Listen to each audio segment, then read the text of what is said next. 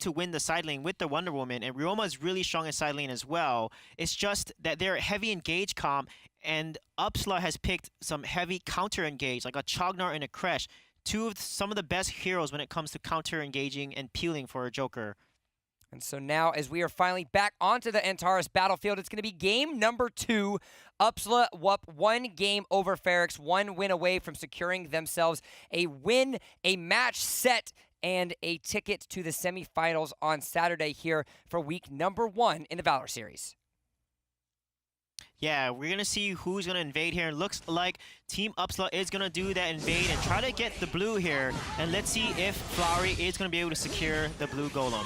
So just like that, you're going to have that little bit of a delayed entry. The level 1s are great. Flowery's going to be able to end up picking up that Sage buff, which is going to have all of the engage that they want to do. Zach's very, very low. He's going to be able to barely come out alive, but a successful invade. Yeah, and as soon as he takes the Sage buff, he gets level 2. That's really important. That's why these buffs are so highly contested in the first rotation.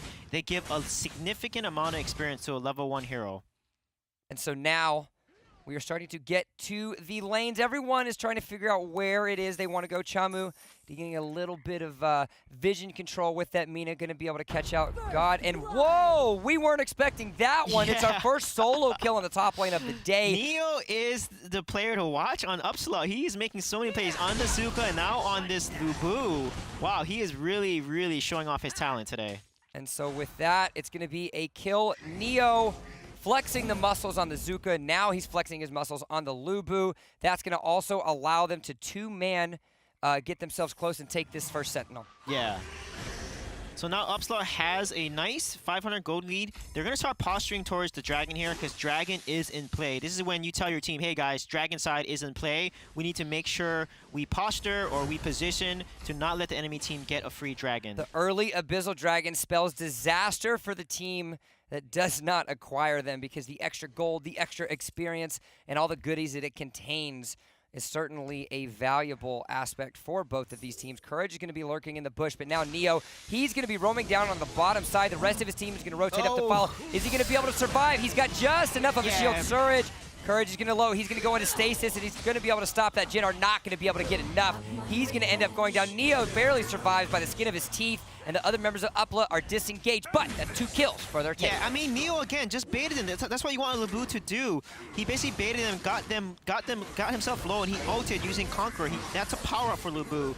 Gives him extra attack damage, extra lifesteal, and gives resistance for 8 seconds. It makes him extra tanky. And then now, because of that play, they get the kills, take the Dragon, and now they're in a healthy lead. And the best part about this Upsla squad as well is all the kills aren't being funneled into one singular individual. You've got 3 kills in 3 different people, but now Chamu is going to go down. A great little transformation there by the Tresk, and now you're going to be able to see the members of Upsla continue to take advantage. 2 kills are in their pocket. 3, no, make that 4. Is that going to be 5? And the clean ace it is. Ultimate going by Flowery, and just like that, it turned on its head, and Upsla is in control. Yeah, Zycia on that crash, he landed a beautiful Metamorphosis ultimate. That wave pushed the enemy team, Feroxx team, into the wall. He got stunned by the end of the wave, and then the team then jumped in and deleted them so quickly. What a great play by the crash here. Perfect positioning on that ultimate.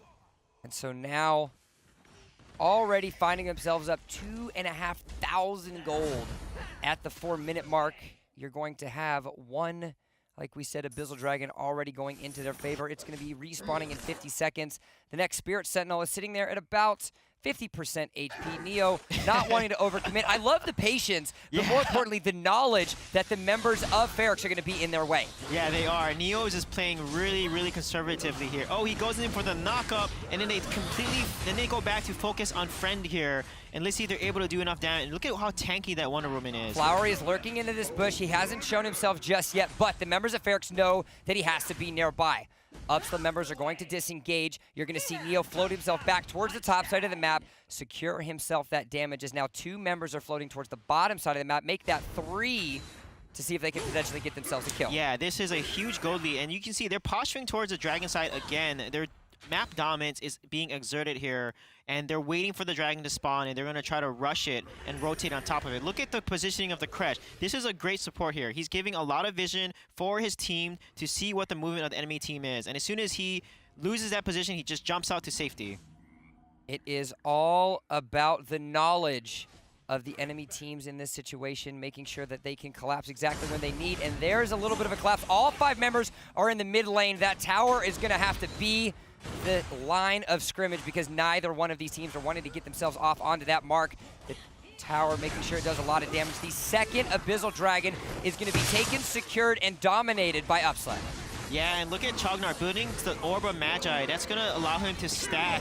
It has a unique passive, 30 seconds. It stacks up and it gives him ability power over time. The longer he has it, the stronger it gets. So that's a carry Chognar, not a support Chognar build there. So God is looking to do some damage with the abilities coming off from Chognar. I also have to comment on that Crash skin. It's not the normal scary sea monster that you're used to seeing. Having a little bit of advanced technology at his disposal makes things a little bit better as Neo is going to secure himself another kill. Wonder Woman turns to dust as that Lubu is definitely taken over. Yeah, Lubu is one of the strongest side laners in the game. That's why you see him picked so often, not only in NA, EU, but also in South there.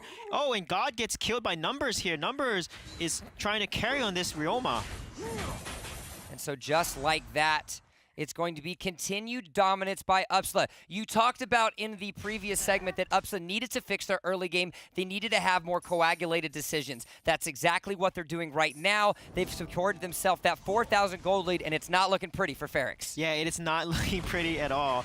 But Numbers is trying to get the tower here. He's not going to be able to make it out. Ryoma does not have the best escape. He only has 1 jump. So as soon as he uses the jump, he's pretty much dead meat if you're going to try to track him down. So now we're just over the 7-minute mark. 6 minutes is when the Dark Slayer spawns, and so it's going to be up and ready if either one of these teams wants to have it. And look at the damage that Neo is providing. Courage is going to go down to God, however, that Jin are not doing anything else to help out that team. Zax is going to be able to pop that ultimate. Chamu's going to go down as well. First lane, middle turret, a double kill for the Joker. Friend is going to be the next to fall. Wonder Woman is not saving any lives today because the members of Upsla. They won the fight and they saved that Siege Minion. The Siege Minion is a key pushing mechanic there. Once the Siege Minions are up, you have to protect it because it takes the towers a little longer to kill that Siege Catapult Minion. And they won the fight with it and used that 1 Siege Minion with half health to take down the tower, mid tower. So with 2 of the 3 outer turrets gone and off the mark, that's 7,500 gold supporting Upsla's lead right now. 2 towers to none, 2 Abyssal Dragons. Lubu taking themselves another Spirit Sentinel, and there has not been a single ounce, a single inch of this map that Upsla has not been controlling. Yeah, they're playing so well right now. Neo is really setting up plays for them, rotating really well, just dominating the top sector of his map and rotating to mid to make plays for his team. Really good job by Neo playing a lot of these mobile heroes like the Lubu and Zuka. So now we have a little bit of a slower moment, but that doesn't mean that the domination is not still continued by Upsla. The next Abyssal Dragon is going to go down. You've got Zaxa. He's going to get zoned out by that Crash. Numbers is going to go on the bot side with that Ryoma to try to get things out. But now 4 of the 5 members from both of the teams are towards the top side of the map. It's going to be a contest for the Sage buff. It does indeed go over onto Flower. Courage and Chamu are being forced to run away. This jungle is ours, say Upsla. All your base belong to me. Look at that poke damage coming from Joker there. Almost killing Courage. He has to back to get home. And now they're going to make a push onto the mid wave here. They're posturing towards this mid tower because they have a Siege Minion coming right down.